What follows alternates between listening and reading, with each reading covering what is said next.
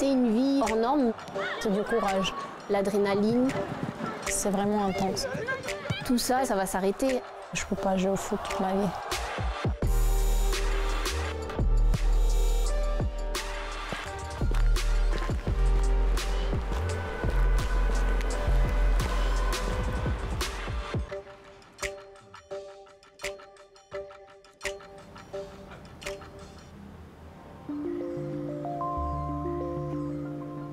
Mes parents, ils sont bouchers charcutiers.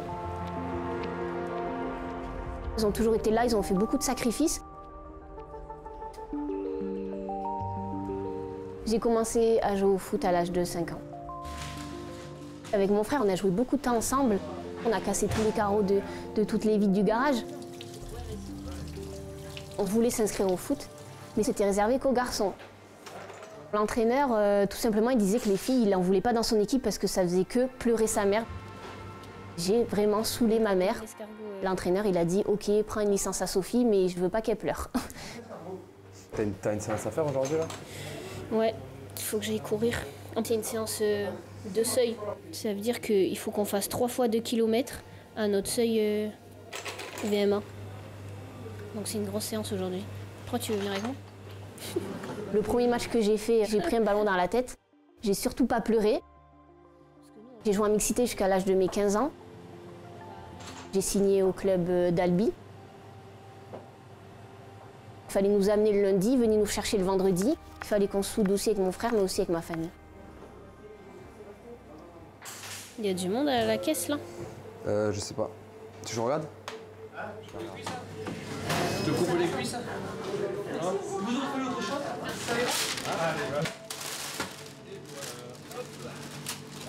Sans contact, vous voulez la...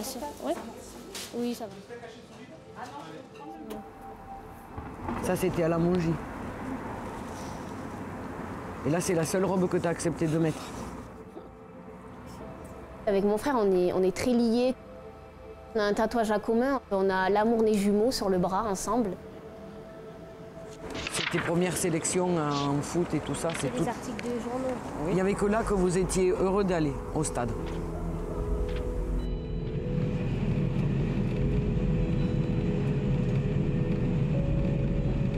J'ai commencé à jouer au foot quand j'avais 11 ans. C'était en Ukraine, à Odessa, la ville où j'étais née. Je suis arrivée en France en janvier 2017, à Reims. J'y suis restée dans 5 ans et demi. Et maintenant, je suis joueuse de Saint-Étienne. Je vais assez souvent à Reims quand j'ai le temps. Actuellement, il a mon frère, ma belle-sœur et mon petit nouveau.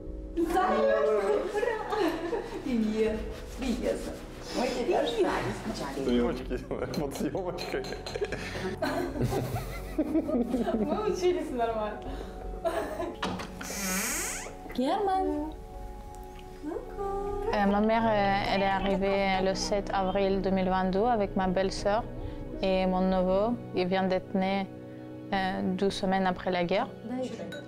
Elle vient de repartir à Odessa parce que pour elle, mentalement, c'était dur parce que mon père il fait la guerre et ça fait déjà plus qu'1 an. C'est pas facile. On comprend que tout peut arriver et tous les jours, à 7h ou à 8h du matin, je prends mon téléphone, je regarde s'il y a des SMS. Ça me soulage un peu, mais c'est comme ça. J'ai commencé à jouer au foot avec les garçons. Et après 6 mois, je suis partie en Russie. Je suis allée en Corée du Sud. Je sais que ce sera pas mal de découvrir le monde et ça va me permettre d'ouvrir mon esprit. J'ai fait 6 mois en Italie. 3 passes maximum, on doit essayer d'aller marquer. Et après, la France. Fais vivre. Conserve avec elle, conserve. Voilà. Bien joué Tania. Trouve. 3e. J'ai joué pendant 15 ans comme attaquante. Il y a 1 an et demi, je suis descendue un peu. Je joue maintenant défenseuse droite. faut avoir des capacités physiques, il faut avoir une bonne vision de jeu. On s'entraîne 5 fois par semaine, parfois 2 fois par jour. Et on a le match le week-end.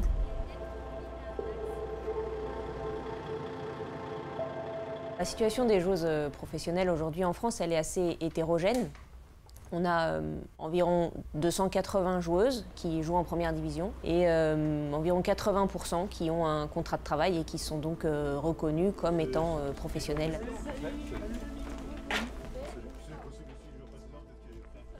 Il y a des clubs dans lesquels les joueuses ont aujourd'hui un salaire décent avec un contrat de travail à temps plein et une encore grosse moitié qui ont soit un contrat de travail à temps partiel et qui donc de fait touchent un salaire qui est très souvent inférieur au SMIC, voire pour certaines pas de salaire du tout et qui pourtant ont le même investissement que les plus grosses joueuses, les plus connues ou à la plus grande renommée dans notre championnat. Oui, allez, allez. En ce moment, les entraînements, c'est un peu chargé. Je pense que physiquement, c'est bien ce qu'on fait.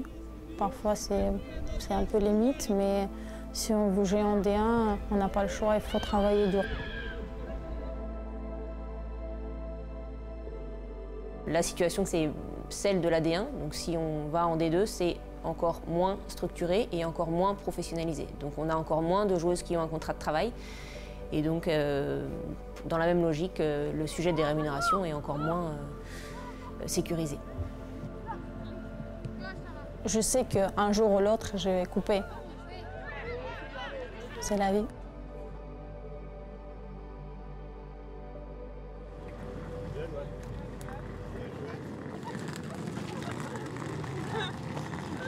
Il n'y a que ça à manger, hein, donc gérez votre bouffe. Hein. Ouais, gérez la bouffe.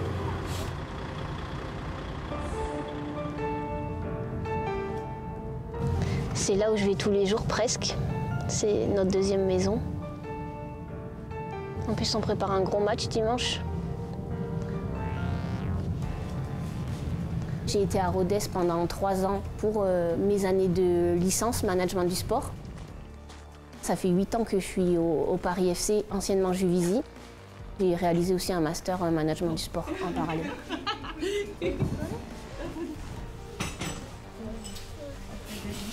Parce que j'avais mal aussi un peu à lui. Non, moi nickel. Mais au tout début, genre vendredi. Juste, on explique la séance. Les filles, c'est très simple. On va faire 3 exercices. Sur 3 séries, ça va être très court. Okay, par contre, on néglige pas la qualité. Pour être performante, on souffre.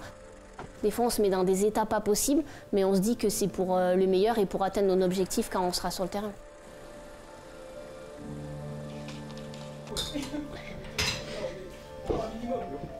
Elles sont elles sont en train de changer. Okay. Je joue milieu de terrain. On est au cœur du jeu, on est entre la défense et l'attaque, on mouille le maillot, on se donne à fond. Voilà, va chercher de la longueur. Départ 3/4, pivot et retour. Mettez-vous de profil. Est-ce que mon corps va tenir? Est-ce que ma motivation va tenir? Avec l'âge, tout ça en fait c'est des ingrédients qui vont dire est-ce que je continue ma vie footballistique ou est-ce que je l'arrête? Souvent on associe une fin de carrière à une liberté retrouvée. Alors oui et non, parce que parfois la liberté n'a jamais même été vraiment connue pour les sportifs de très haut niveau et dans certains sports. Les sportifs sont accompagnés dès leurs 10 ans. Ils ne sont pas maîtres de leur propre agenda, ils ne sont pas maîtres de leur corps, puisque ils ont des sollicitations physiques, même de leur aspect mental. Tous les jours, c'est des sacrifices, c'est de l'engagement. Et je sais qu'il y a une fin et il faut se préparer aussi à ça. Allez, vers l'avant, une course vers l'avant. Ok. L'espace avant, l'espace arrière et 2-3 quarts, être capable d'avancer, de reculer, le ballon il circule, hop, de tourner les appuis. Les défenseurs centraux, ils font quasiment que ça. Pour faire une tête, il faut que j'empêche l'attaquante de l'avoir.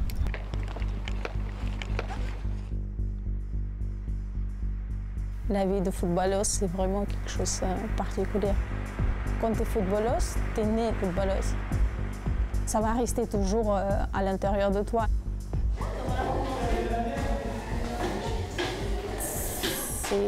c'est devenu ma vie, c'est devenu la moitié de moi. Je ne peux pas vivre sans ça déjà. Je sens vivant.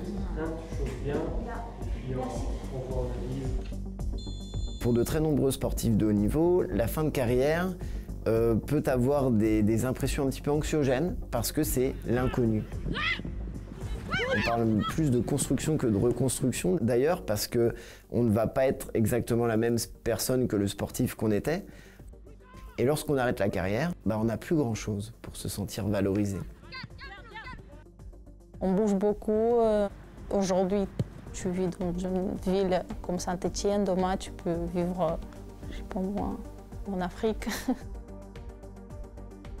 Le foot, ça restera toujours. C'est mon meilleur ami. Un match de foot, c'est être ensemble, préparer un projet commun, tout donner, mettre en place ce qu'on s'est dit. Une vie de footballeuse, c'est aussi prendre des risques, changer de vie, être loin de sa famille, loin de ses amis, et aussi avoir des moments de folie.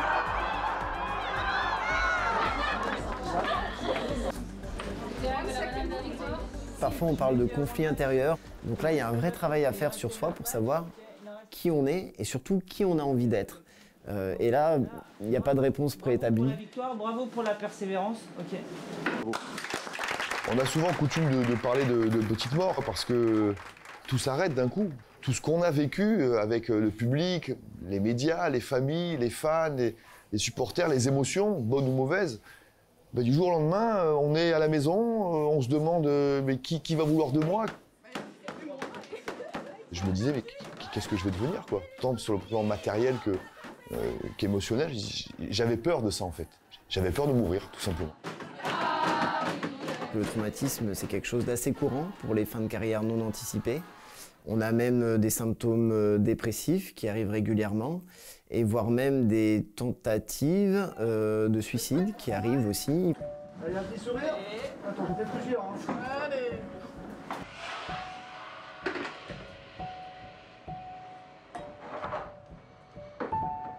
Quand on arrive proche de la trentaine, on regarde en arrière, on se dit on a fait pas mal d'années de foot. Tous les week-ends on bouge, on a beaucoup sacrifié des moments de vie, des moments de joie. On ne fait pas de mariage, on ne fait pas d'anniversaire, on est toujours loin de nos proches, on loupe beaucoup de choses. Je pense que c'est un âge charnière et il faut aussi se préparer à l'après. Tous ces moments libres, comment je vais le vivre, mais qu'est-ce que je vais faire, qu'est-ce que je vais penser, comment mes journées vont être organisées. C'est sûr que ça sera une autre vie.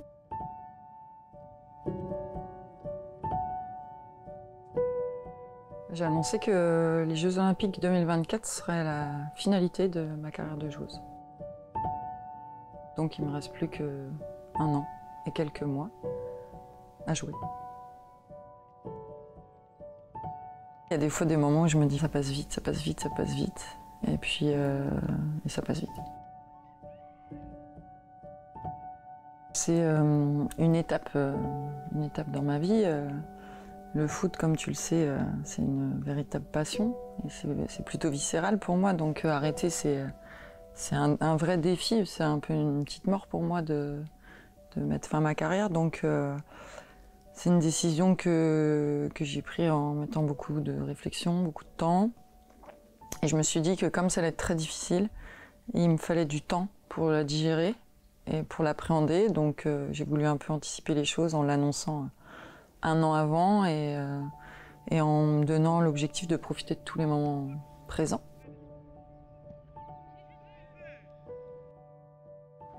C'est bon? Ouais, je vais me changer la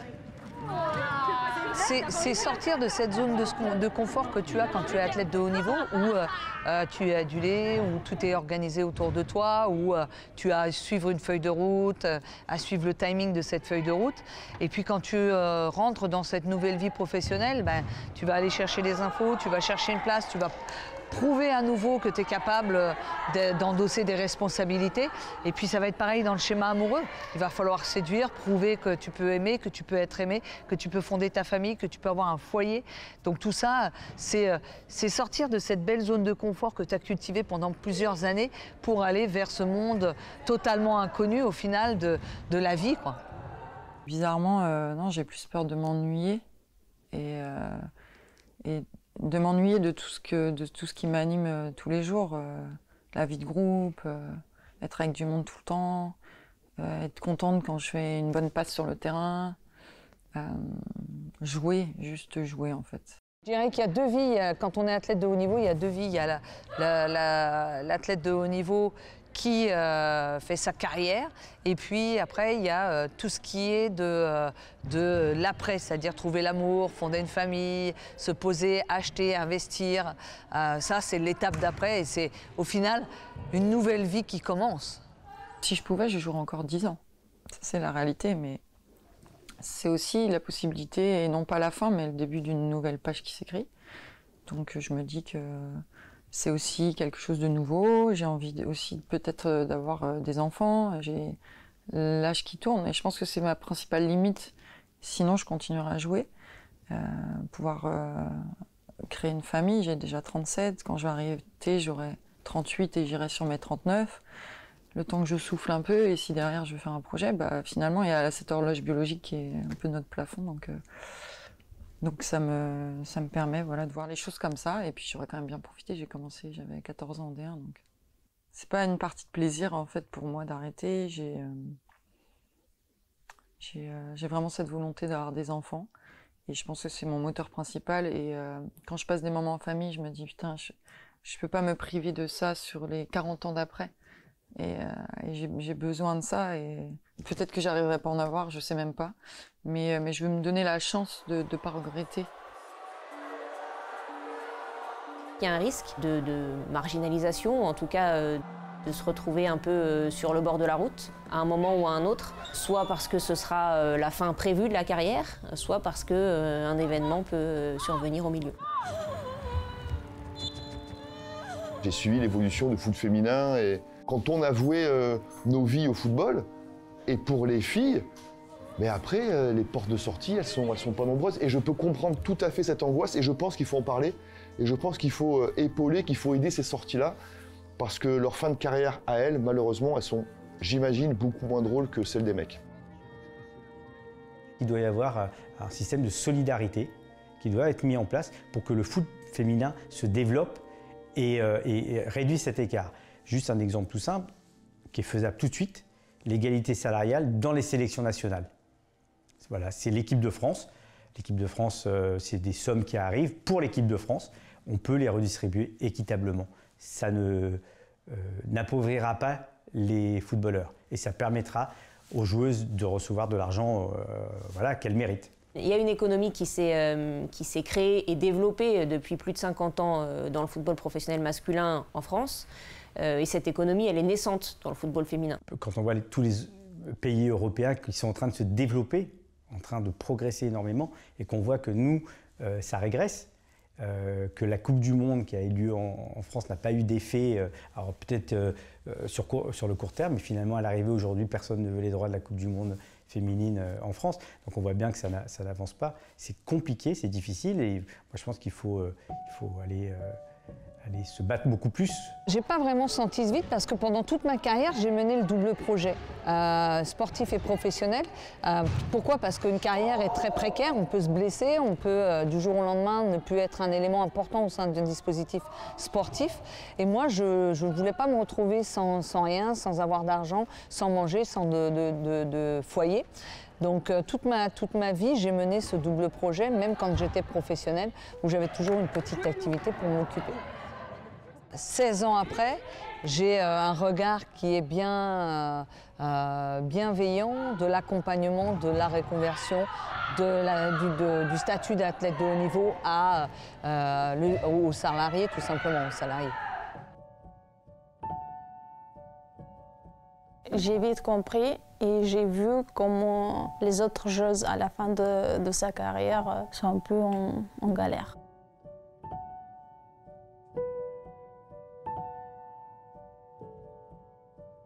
Pour moi, la reconversion, on peut le voir comme une renaissance parce que c'est vraiment l'arrêt d'une vie antérieure pour commencer une nouvelle vie. Parce qu'on va repartir de zéro.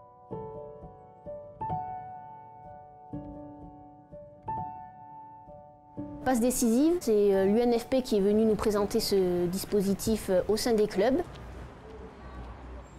C'était vraiment allier le professionnel et le foot. Et je me suis dit, pourquoi pas, ça pourrait m'intéresser. J'ai déposé mon dossier de candidature, ma lettre de motivation. Mon dossier a été retenu. Je suis sur un 20 heures, donc ça me permet de travailler le matin et d'aller à l'entraînement l'après-midi. Il est globalement reconnu que les sportifs professionnels ont développé pendant leur carrière des compétences qui amènent un dynamisme autre et des valeurs et du savoir-être qui sont probablement, j'imagine, quelque chose qui est recherché dans une équipe. Ça va bien et vous? Vous avez passé un beau week-end? Je suis chargée de communication au service marketing, aux réseaux sociaux. C'est à gauche, c'est à droite. C'est encore, c'est à droite. Allez, on va commencer notre petit point hebdo. Hein. J'espère que vous allez bien. Vous avez passé un bon week-end. J'ai fait partie de l'organisation de l'UNFP. Et il nous a expliqué qu'il a un projet avec une entreprise, un projet de reconversion pour les joueuses plus âgées. C'est une opportunité d'avoir une expérience. Et ça, c'est mon chance. Au travail, j'ai fait conseiller de vente. Val. Il faut être exigeant avec toi-même et aller au fond. Apprendre. Plus cohérent. Il y en a 4 personnes qui travaillent avec moi actuellement. C'est les gens que j'apprécie trop parce qu'ils m'apprennent tous les jours des choses que je me dis je ne vais jamais apprendre. Bonjour madame, en quoi je peux vous aider? On doit accueillir des clients, présenter les produits, on doit faire les devis, les commandes, expliquer aux clients c'est quel carrelage mieux prendre pour leur projet. Ça donne la luminosité de la pièce, c'est exactement ce que vous cherchez. Ouais, donc cet après-midi, on se fait un petit point bilan, ok? Ambre, puis Sophie aussi. Moi, pour mon expérience, j'ai adoré. J'ai adoré parce que je me suis découvert des facettes que je ne soupçonnais pas. Et puis aussi une résilience que je ne me connaissais pas dans la vie personnelle. Sur le terrain, je sais que j'étais capable de bousculer des montagnes, mais dans la vie, je n'étais pas convaincue que je sois capable de faire ce genre de choses. Donc aujourd'hui, c'est important de savoir que même si au début, ça risque d'être difficile, qu'il y aura un moment où on va trouver un équilibre entre la fin de carrière et puis l'apaisement familial, professionnel, personnel, amoureux. Mais là, ça va, tu te sens bien? Ouais, je me sens bien. Pour moi, c'est complètement possible et c'est surtout une évidence parce qu'on sait que l'économie des femmes n'est pas la même que celle des hommes. Les femmes dans la société, forcément, elles se battent plus que les hommes pour le même salaire. Dans le foot, c'est pareil. Le salaire du Paris FC, ça me permet de vivre, mais on ne gagne pas des sommes non plus à dire quand j'arrête le foot, je peux ne pas travailler. Je fais attention. Moi, quand je parle du combat des femmes, c'est parce que aussi je suis un homme d'origine indienne, donc je fais partie d'une minorité. Comme d'autres minorités, on est discriminé et donc il faut se battre. Quand on se bat pour les femmes, quand on se bat pour les droits des homosexuels, quand on se bat pour le droit des Noirs, on se bat contre toutes les discriminations. C'est le même combat. C'est le combat qui se rejoignent avec les mêmes problèmes dans la société. Je ne sais pas qui est mon avenir, je peux juste imaginer. Je sais que dans l'avenir qui est proche, je vais faire juste le travail. Je ne peux pas abandonner là comme ça. Mais parfois la vie te met en place et tu te dis c'est ça ta route et je vais la prendre si c'est mon destin, sinon on verra. Mon premier rêve, et j'ai espéré que ma mère et mes parents me disent oui, je voulais jouer au foot. J'en ai encore forcément des rêves. On essaye de mener des actions pour aider les jeunes. On est en train de mettre en place une action pour la lutte contre le harcèlement. C'est quelque chose qui me tient à cœur et c'est aussi le rôle de joueuse de faire bouger les choses. Odessa, pour moi, représente une ville incroyable. C'est vraiment une ville qui me manque énormément. C'est ma maison et il y a toujours moitié de ma famille qui sont là-bas. Mon dernier match, déjà, j'espère qu'il y a ma famille dans les tribunes. Je pense que c'est profiter de toutes les minutes que procure le bonheur de ce rectangle vert, tout simplement.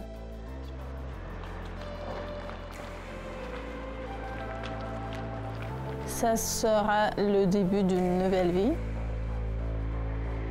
Ça sera une belle vie.